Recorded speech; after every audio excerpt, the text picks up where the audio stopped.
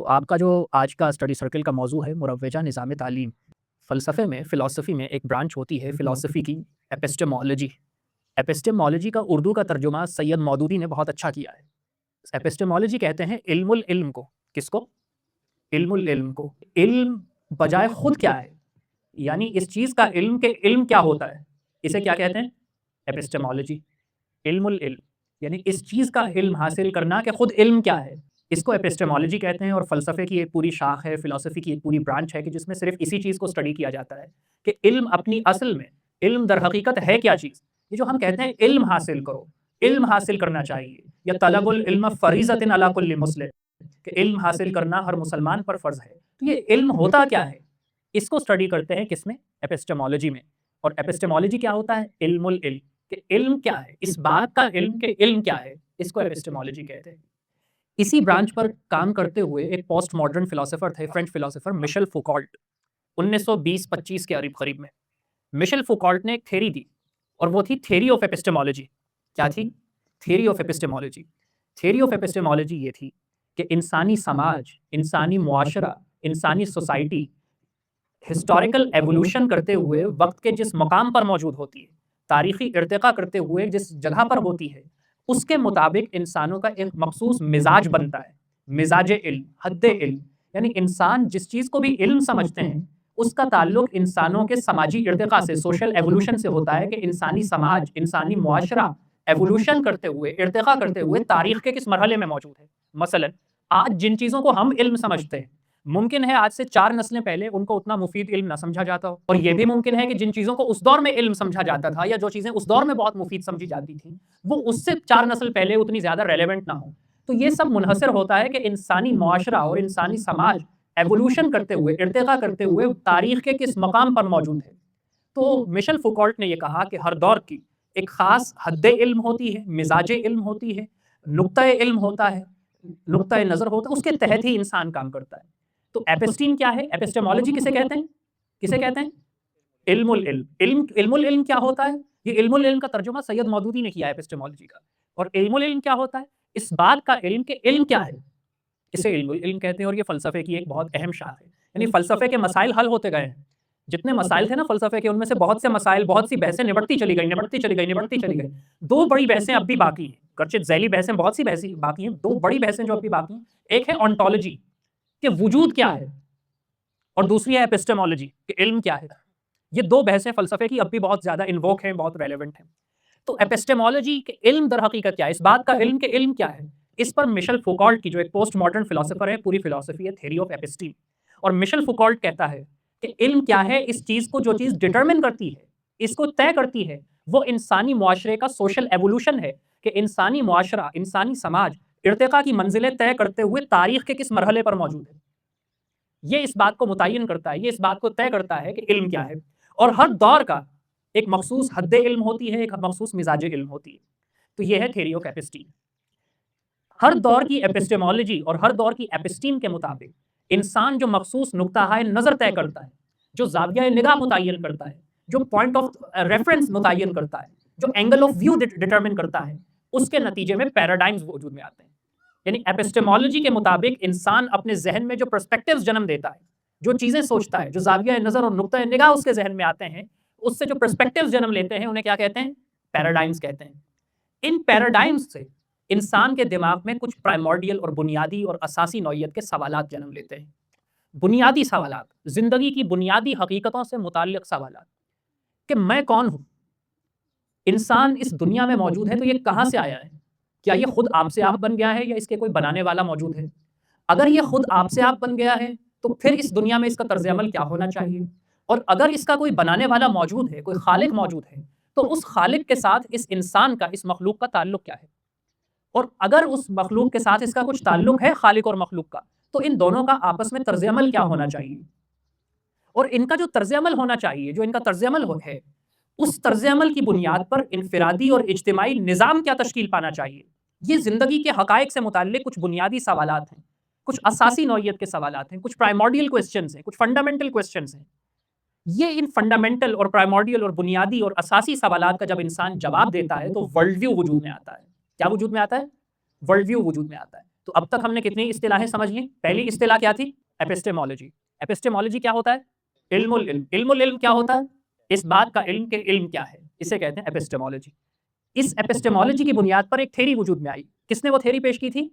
Michel फुकॉल्ट ने, एक French philosopher, theory of एपिस्टीम। उसने कहा था कि ज़माना मुतय्यन करता है कि इल्म क्या है। इस इल्म की बुनियाद पर क्या वजूद में आता है? पैराडाइम्स वजूद में आती हैं। वो पैराडाइम्स जो वजूद में आती हैं, वो इंसान के ज़हन में कुछ बुनियादी पर्सपेक्टिव्स को, कुछ बुनियादी, असासी, फंडामेंटल और प्राइमोर्डियल सवालात को जन्म देती हैं। वो किस नौइयत के सवालात हैं? क्या सवालात होते हैं वो?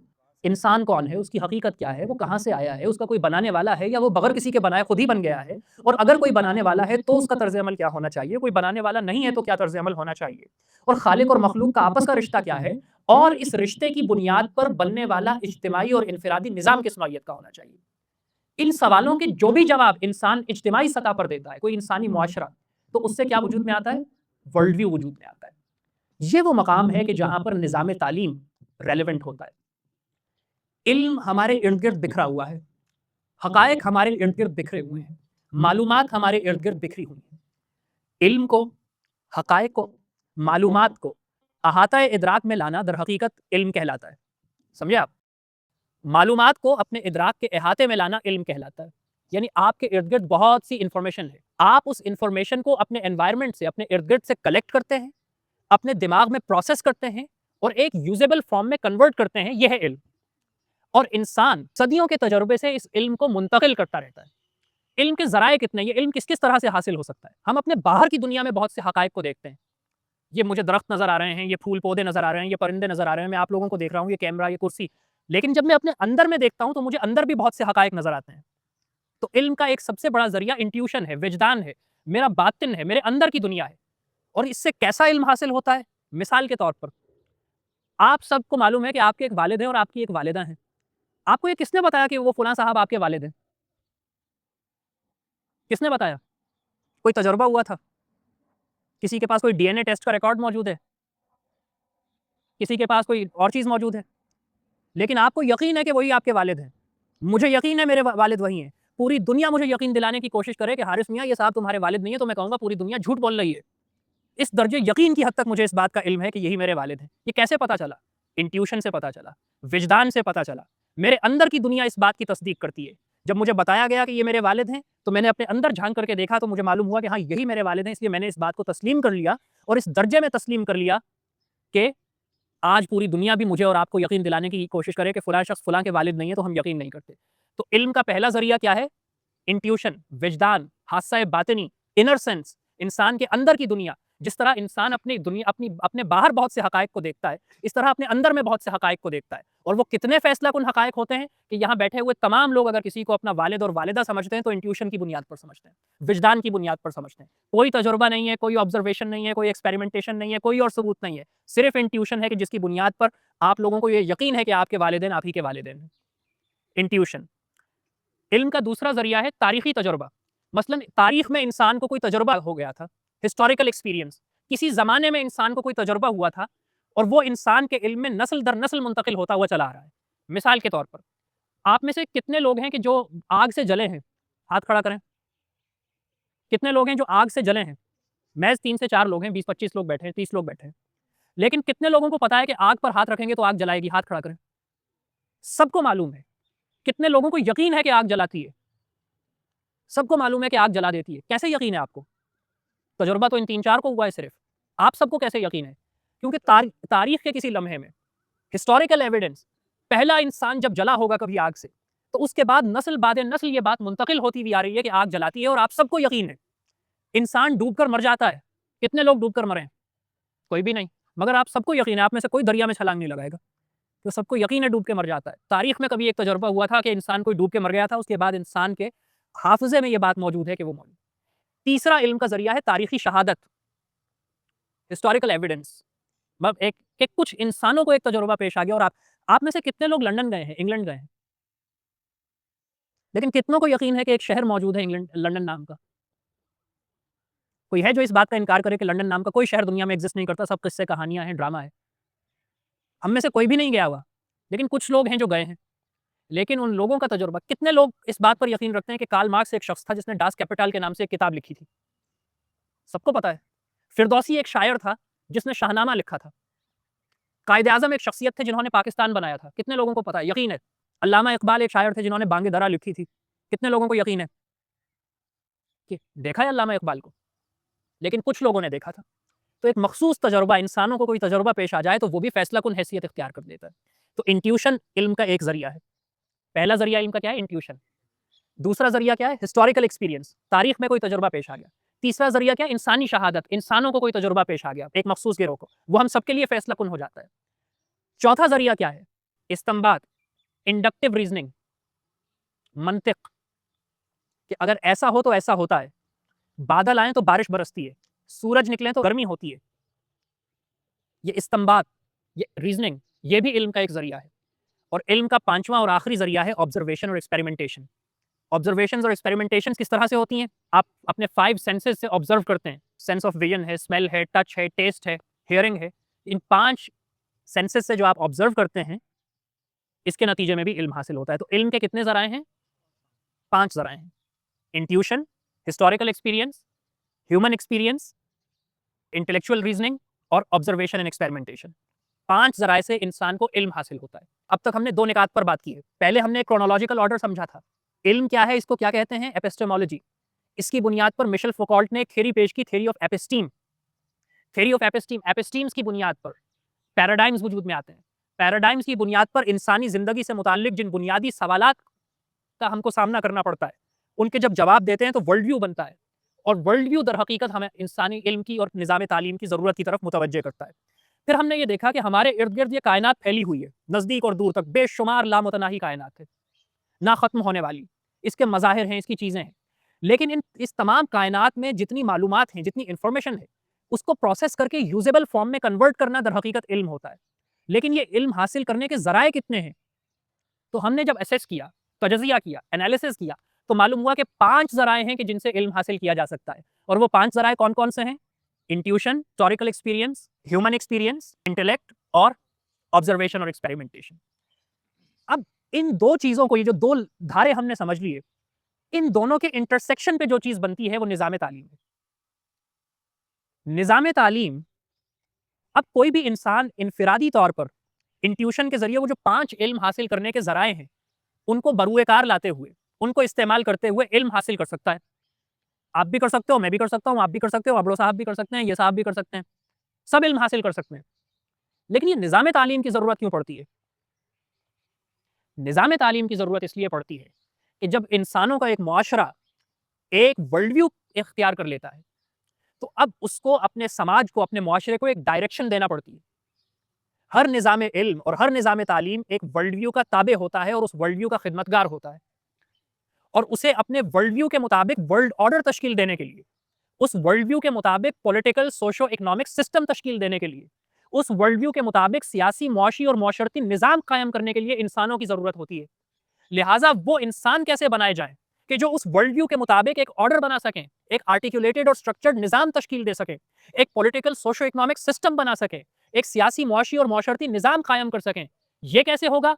इसके लिए निज़ाम तालीम की ज़रूरत है कि वो एक ऑर्गेनाइज़्ड अंदाज़ में, एक मुनज़्ज़म अंदाज़ में, एक मरबूत अंदाज़ में उस वर्ल्ड व्यू के मुताबिक तमाम लोगों की को इल्म फराहम करे, ताकि तमाम लोग एक मखसूस डायरेक्शन में, एक मखसूस और मुतय्यन मकासद के तहत इल्म को हासिल करते हुए एक मखसूस निज़ाम को कायम करने के काबिल हो सकें।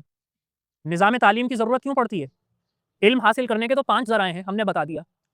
कोई भी शख्स इनफिरादी तौर पर उन 5 ज़राए को बरूए कार लाते हुए इल्म हासिल कर सकता है। तो फिर जब हर आदमी इल्म हासिल कर सकता है इनफिरादी तौर पर और 5 ज़राए भी मालूम है कि किस तरह से हासिल होता है, तो फिर ये निज़ाम तालीम की ज़रूरत क्यों पेश आती है? इन शॉर्ट अगर देखें तो इसकी ज़रूरत इसलिए पड़ती है ताकि जो इल्म है, उसको इस तरह हासिल कीजिए ताकि उसको एक डायरेक्शन दी जाए, ताकि एक ऑर्गेनाइज़्ड वर्ल्ड व्यू जो है कायम किया जाए। ये बेहतर है कि इंसान जब एक वर्ल्ड व्यू तश्कील देता है, तो वर्ल्ड व्यू के बाद अगला मरहला ये होता है कि उस वर्ल्ड व्यू के मुताबिक एक पॉलिटिकल, सोशो इकोनॉमिक सिस्टम कायम किया जाए। एक सियासी, मुआशी और मुआशरती निज़ाम कायम किया जाए।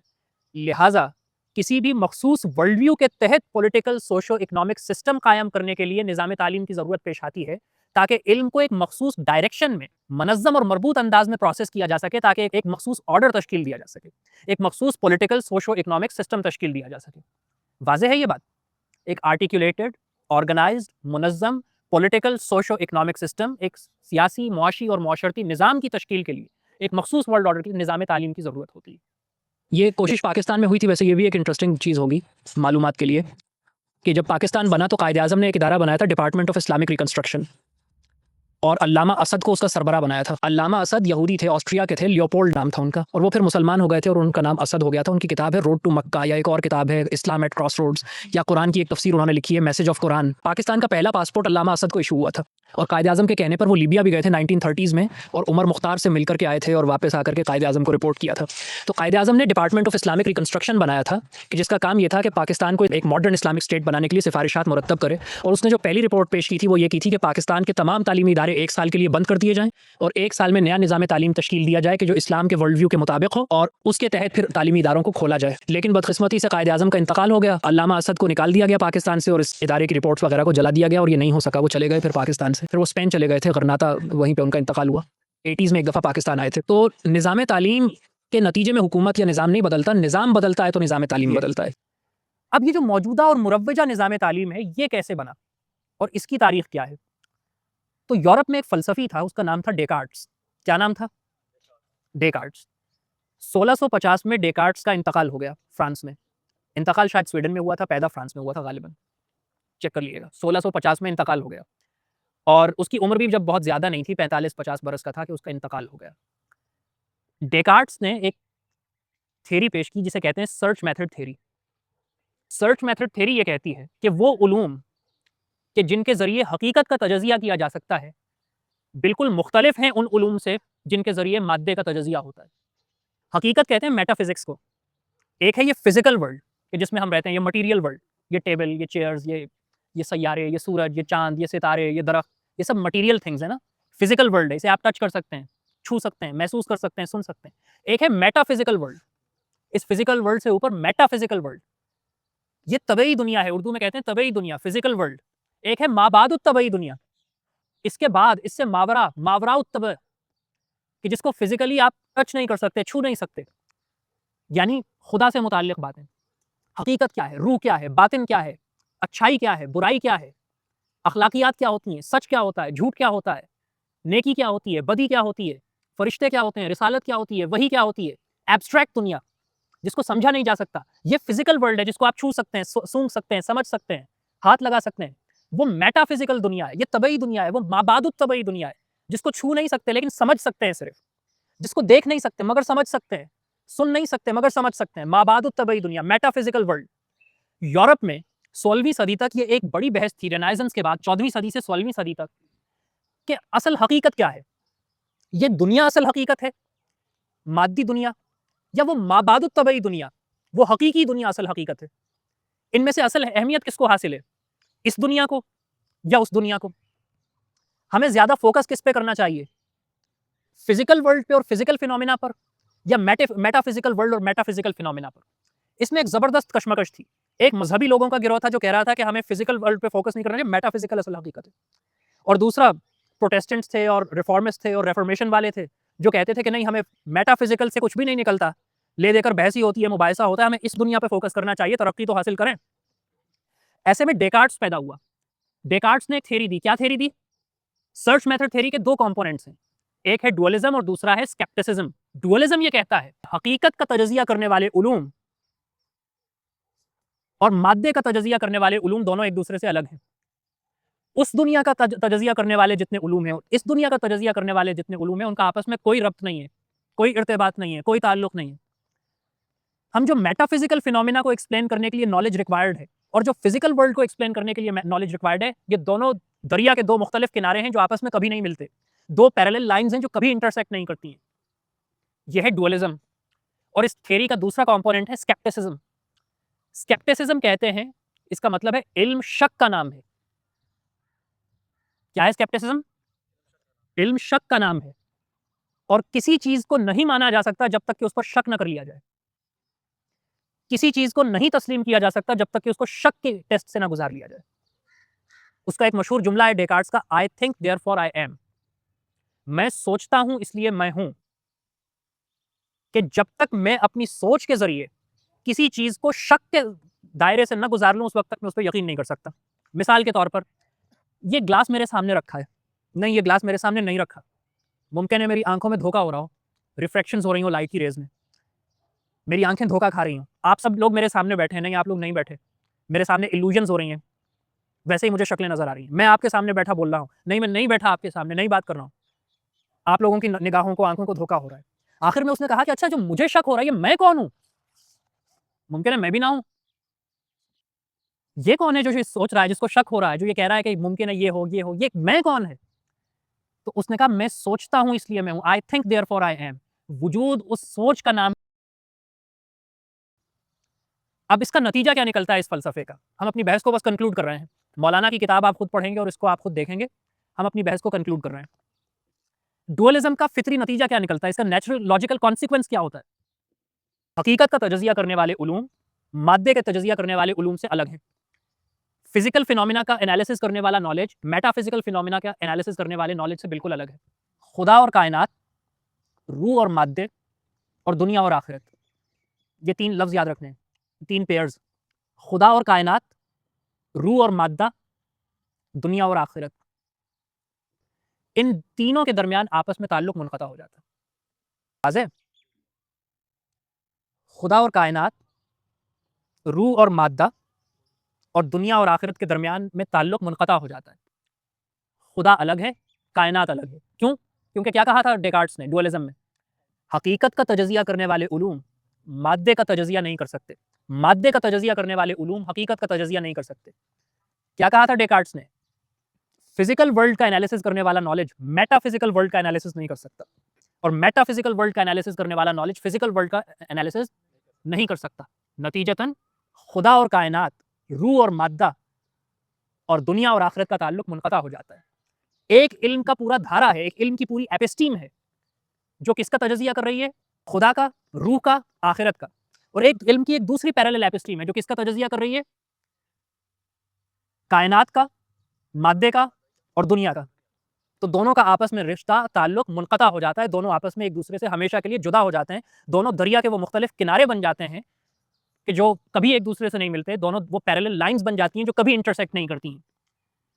जो मॉडर्न वेस्ट है, उसकी बुनियाद डेकार्ट्स की सर्च मेथड थ्योरी पर है। अगर मॉडर्न वेस्ट को एक परिंदा कहा जाए, तो ये वो परिंदा है कि जो डुअलिज्म और स्केप्टिसिज्म के परों से उड़ता है। डेकार्ट्स के छोटे-छोटे पैम्फलेट्स हैं, ये तो बहुत खासी बड़ी किताब है, इससे भी छोटे-छोटे 2-3 पैम्फलेट्स हैं, जिसमें डेकार्ट्स ने अपनी सर्च मेथड थ्योरी को एक्सप्लेन किया है। और गोया मॉडर्न वेस्टर्न सिविलाइजेशन की बुनियाद रख करके चला गया है वो चंद 2-3 पैम्फलेट्स में। और ये जो पूरी मगरिबी तहज़ीब है, ये जो पूरी वेस्टर्न सिविलाइजेशन है, और जितने इसके आर्टिफैक्ट्स हैं, और जितना इसका पैराफर्नेलिया है, और जितना इसका ऑपरेटस है, चाहे इसका पॉलिटिकल सिस्टम हो, इसका सोशल सिस्टम हो, इसका इकोनॉमिक सिस्टम हो, या इसका एजुकेशन सिस्टम हो, निज़ाम तालीम हो, मुरव्वजा निज़ाम तालीम जिसे आप कह रहे हैं, जो हमारे यहाँ भी मुरव्वज है, उस सब की बुनियाद अगर आप ट्रेस बैक करेंगे तो वो आपको किस थ्योरी में मिलेगी? डेकार्ट्स की सर्च मेथड थ्योरी में। और सर्च मेथड थ्योरी क्या है? उसके कितने कंपोनेंट्स हैं? 2 कंपोनेंट्स हैं, डुअलिज्म और स्केप्टिसिज्म। डुअलिज्म क्या है कि हकीकत का तजज़िया करने वाले उलूम और मादे का तजज़िया करने वाले उलूम एक दूसरे से मुख्तलिफ हैं। और स्केप्टिसिज्म क्या है? इल्म शक का नाम है। इल्म शक का नाम है। इल्म शक का नाम है, उसका नतीजा क्या निकलता है? उसका नतीजा क्या निकलता है? नहीं, उसका नतीजा ये निकलता है कि everything is relative, nothing is absolute. Her cheese relative है। मैं अपने शक के नतीजे में एक चीज़ को हक समझता हूँ, सच समझता हूँ। आप अपने शक के नतीजे में उसको गलत समझ सकते हो, बातिल समझ सकते हो, झूठ समझ सकते हो।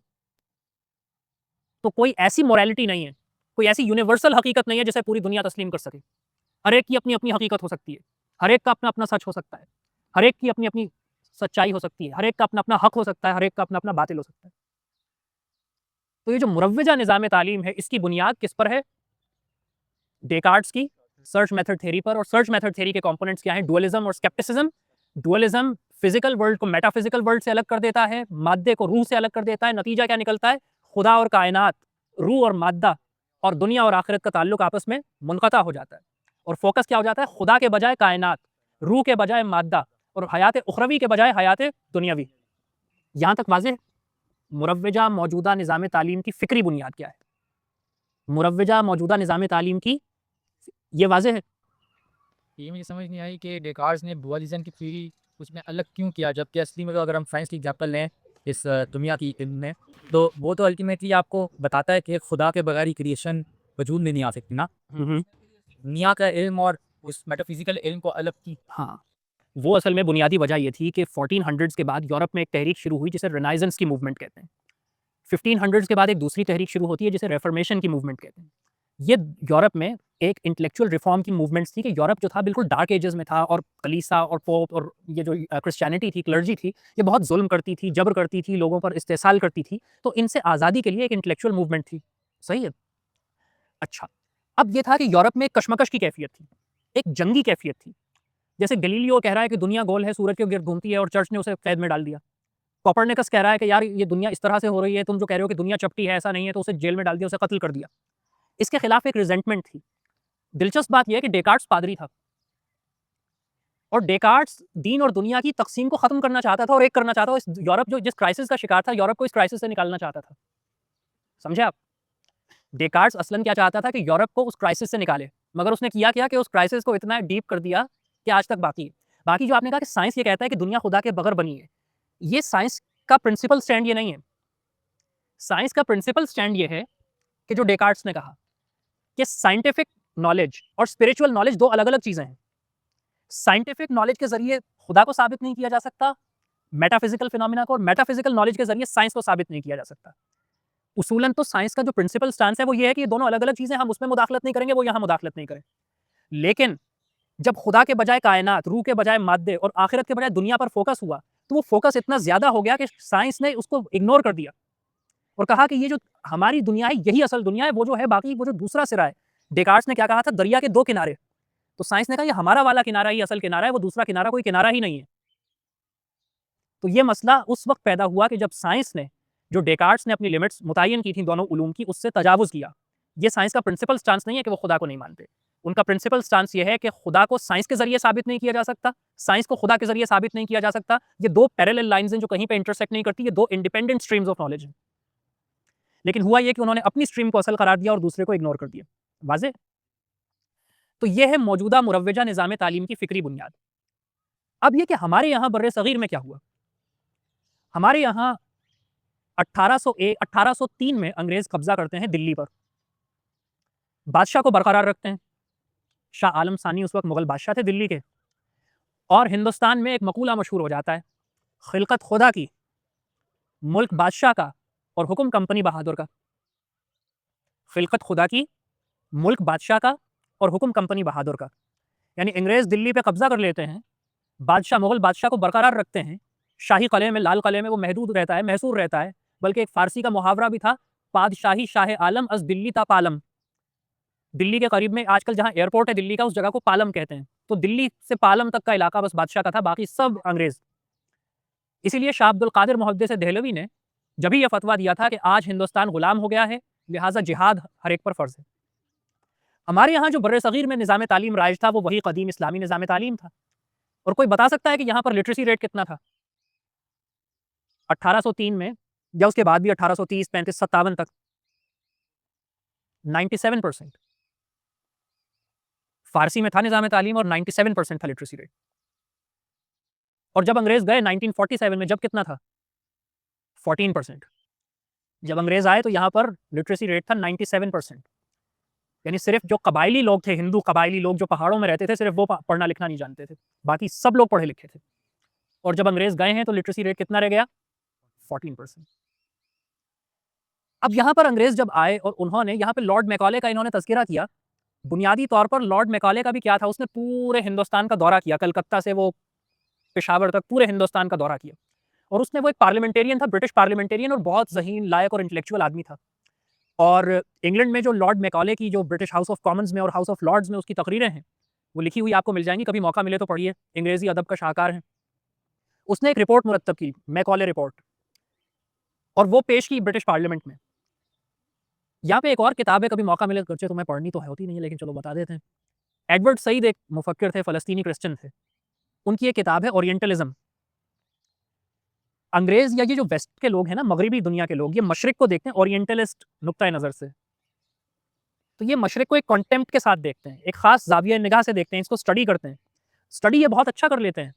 यानी ये जो ओरिएंटलिस्ट स्कॉलर्स होते हैं, ये मुझसे अच्छी उर्दू बोलते हैं, आपसे अच्छी फ़ारसी बोलते होंगे, अरबी बहुत अच्छी बोलते हैं और ये इनकी थ्योरेटिकल स्टडीज़ बहुत अच्छी होती हैं। लेकिन ये हमारे कल्चर को ठीक से नहीं समझ पाते हैं, क्योंकि हमारा कल्चर बहुत कॉम्प्लेक्स कल्चर है। मिसाल के तौर पर कि ये कितना गलत समझते हैं, मतलब उर्दू इन्हें मुझसे और आपसे अच्छी आती है, लेकिन हमारे यहाँ एक तहज़ीबी रवैया है कि हमारे यहाँ लड़कियों का तज़किरा करना मायूब समझा जाता है। इसलिए हमारे यहाँ जितने शायर हैं, उन्होंने अपना महबूब मुज़क्कर बाँधा है। हमारे यहाँ उर्दू गज़ल में या फ़ारसी गज़ल में महबूब को मुज़क्कर बाँधा जाता है। मेरे महबूब ने वादा किया है 5वें दिन का, कहीं से सुन लिया होगा कि दुनिया 4 दिन की है। मेरा महबूब, हालाँकि बात वो किसी लड़की की कर रहा है, लेकिन कह क्या रहा है? मेरा महबूब। क्यों? क्योंकि हमारे कल्चर में बुरा समझा जाता है कि यार ये क्या लड़कियों की बातें कर रहे हो। अब ये जब तुम लोग गालिब की गज़ल पढ़ते हो, मीर की गज़ल पढ़ते हो, तो तुम में से किसी का ध्यान नहीं जाता, तुम लोगों को समझ जाते हो पढ़ते ही कि ये किसी महबूब की बात कर रहा है लड़की की। ओरिएंटल स्कॉलर्स ने ये नतीजा निकाला कि जितने उर्दू शायर थे, ये सब के सब होमोसेक्सुअल्स थे, कि इनके सारों का महबूब मुज़क्कर होता है। तो वो कल्चर को नहीं समझ पाते। अब ये नज़ाकत है कि तुम में से किसी ने जो पहले गौर भी नहीं किया होगा इस बात पर, तुम सबको मालूम है कि यार ये एक नॉर्मल सी बात है, हमारी तहज़ीब ये है कि हम ख़वातीन का तज़किरा करना मायूब समझा जाता है हमारे कल्चर में, इसलिए नॉर्मल। तो लॉर्ड मैकॉले ने जब पूरा एक एनालिसिस किया तो उसने कहा मैंने पूरा हिंदुस्तान का दौरा किया और मुझे हर घर में एक लाइब्रेरी मिली और सैकड़ों किताबें थीं। लेकिन पूरे हिंदुस्तान की लाखों किताबों को जमा कर लिया जाए तो इंग्लैंड में एक शेल्फ जो है किताबों की, वो उससे बेहतर होगी। फ़ुज़ूल की किताबें हैं इनकी, किसी काम की नहीं है।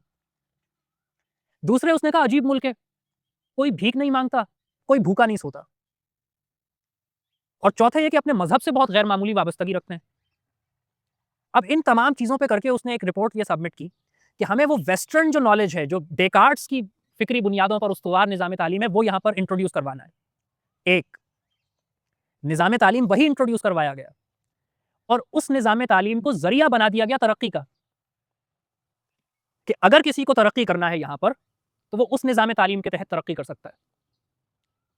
वही कौन-सा निज़ाम तालीम जिसकी फ़िक्री बुनियाद क्या थी? सिर्फ़ डुअलिज़्म पर तो नहीं थी।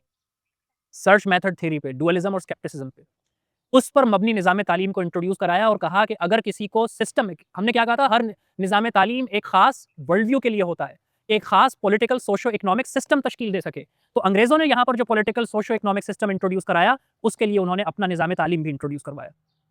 समझे आप? तीनों तरह की चीज़ें एक साथ हुईं और तीनों तरह की चीज़ें आज भी कायम हैं।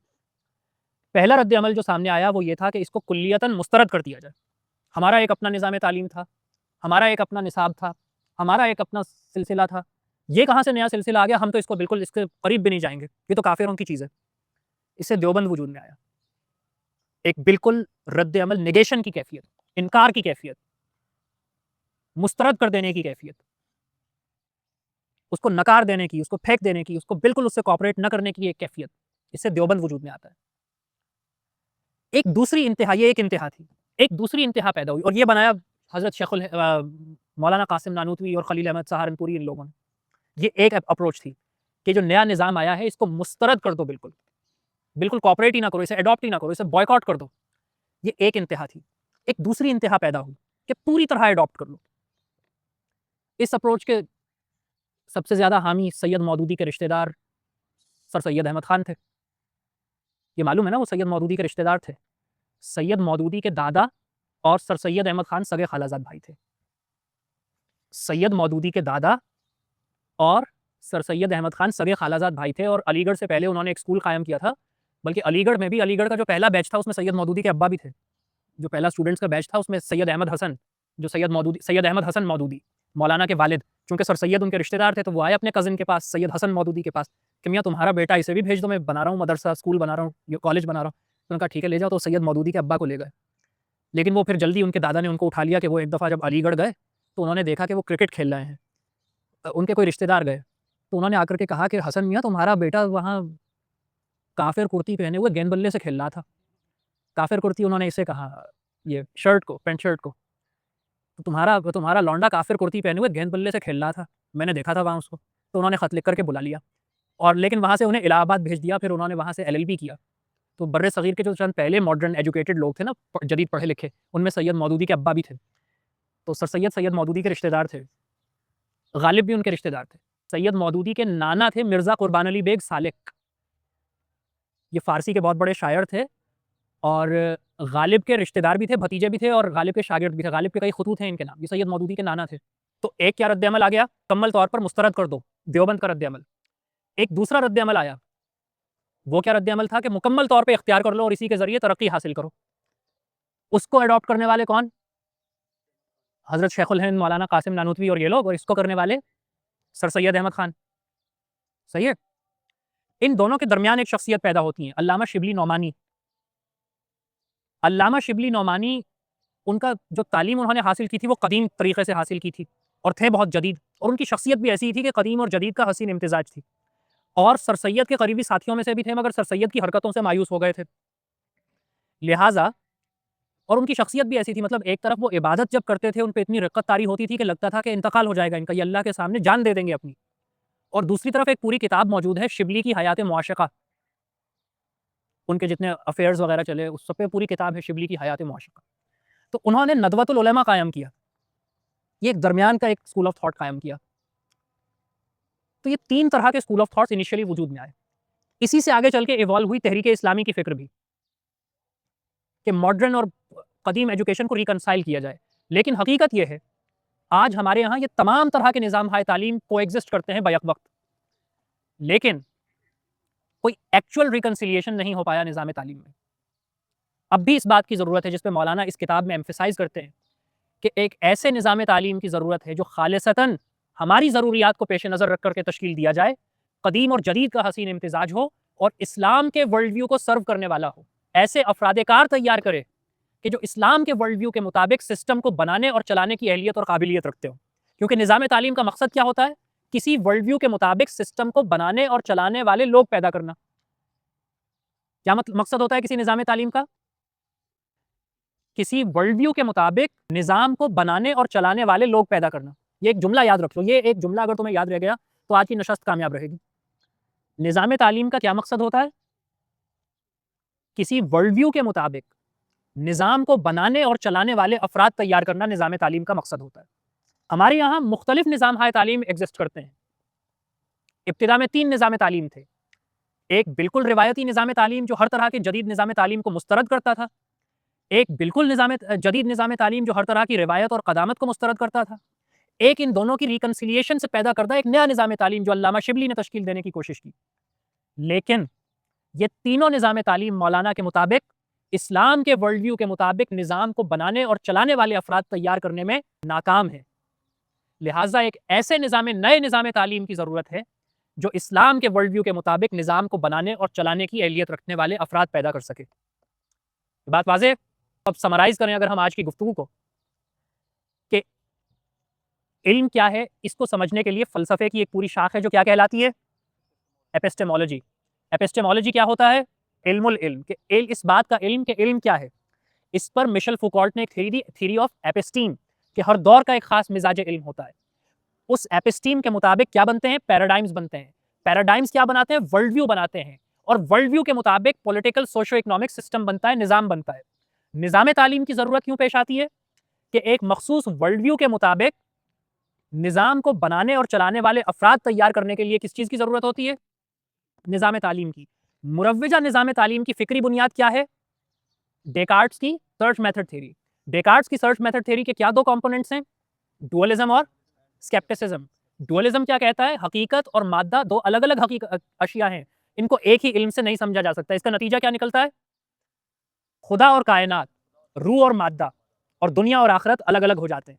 नतीजतन दीन अमली ज़िंदगी में इर्रेलेवेंट हो जाता है। इसी नज़रिए पर मौजूदा मगरबी तहज़ीब की बुनियाद है, इसी पर तमाम तर नज़रियात की बुनियाद है, और इसी पे मुरव्विजा निज़ाम तालीम की बुनियाद है। हमारे यहाँ जो निज़ाम तालीम है, ये लॉर्ड मैकॉले की तहरीक के नतीजे में वजूद में आया, और उसका नतीजा ये निकला कि 97% लिटरेसी रेट 14% पर आ गया।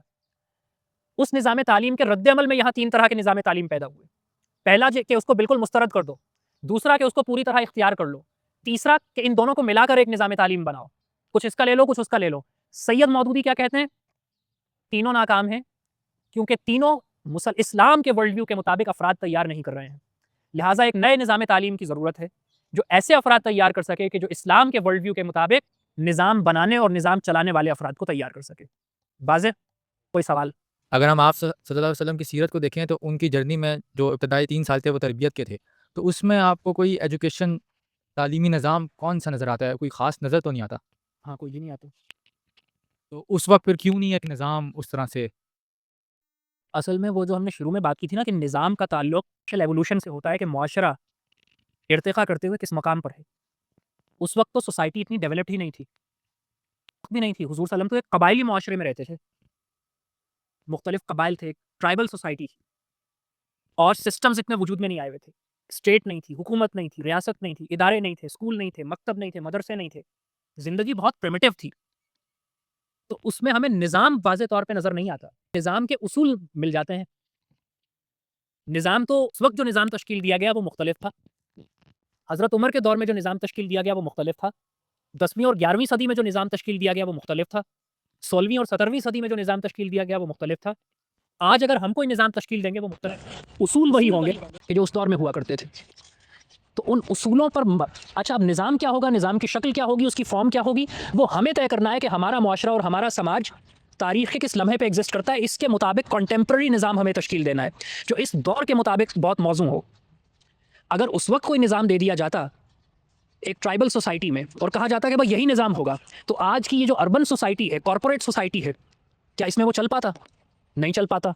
इसके तकाज़े मुख्तलिफ़ हैं, इसका रहन-सहन मुख्तलिफ़ है, ज़िंदगी का अंदाज़ मुख्तलिफ़ है, नशस्त व बर्ख़ास्त मुख्तलिफ़ है, लोगों की रूटीन मुख्तलिफ़ है। तो इस्लाम क्या करता है? इस्लाम निज़ाम नहीं देता, इस्लाम उसूल देता है, प्रिंसिपल्स देता है।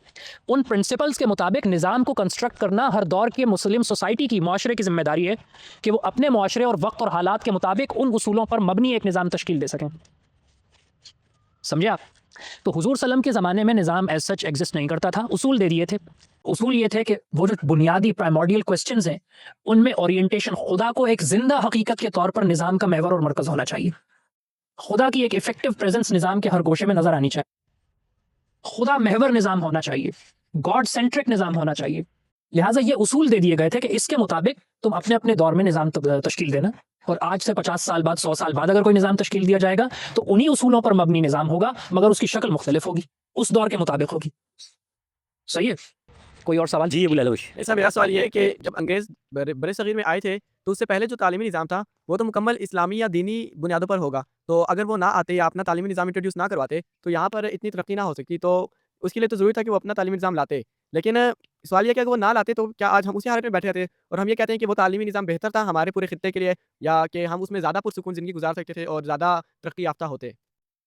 नहीं, दोनों चीज़ें हो सकती हैं। असल में हर निज़ाम अपने दौर को सर्व कर रहा होता है। मसलन उस निज़ाम का किस्सा ये था कि वो अपने दौर में सर्व करता था। मसलन उसने अपने दौर में उसमें ख़ामियाँ बहुत थीं और वो मुकम्मल इस्लामी निज़ाम नहीं था। पहली चीज़ तो ये है। जो अंग्रेज़ों के आने से पहले बर्र-ए-सग़ीर में निज़ाम था, वो मुकम्मल इस्लामी निज़ाम नहीं था। वो बुनियादी तौर पे फ़ारसी और इस्लामी निज़ाम तालीम का एक मिक्सचर था, मलगूबा था। लेकिन वो डिलीवर कर रहा था। उसने बहुत अच्छे-अच्छे लोग पैदा किए। मसलन जिन्होंने अजूबे बनाए, ताजमहल बनाया, उसी निज़ाम तालीम से पढ़ कर के जो इंजीनियर्स निकले थे, उन्होंने ताजमहल बना दिया कि जैसी इमारत आज तक नहीं बन सकी है। लाल किला बना दिया। ऐसे वाटर के सिस्टम्स बनाए, इरिगेशन सिस्टम्स बनाए कि जो आज तक नहीं बन पा रहे हैं।